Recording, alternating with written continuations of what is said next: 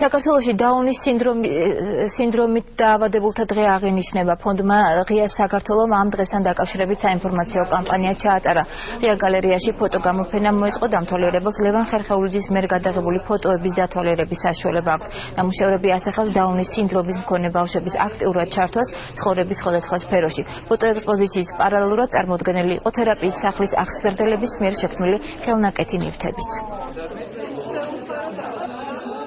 გამოფენად ეძღვნება ამ სინდრომის მქონე ბავშვებს და მოზარდებს არის გაკეთებული იმისთვის, რომ ადამიანებმა ნახონ რა არაჩვეულებრივი და კარგი ბავშვები და მოზრდილი ადამიანები არიან.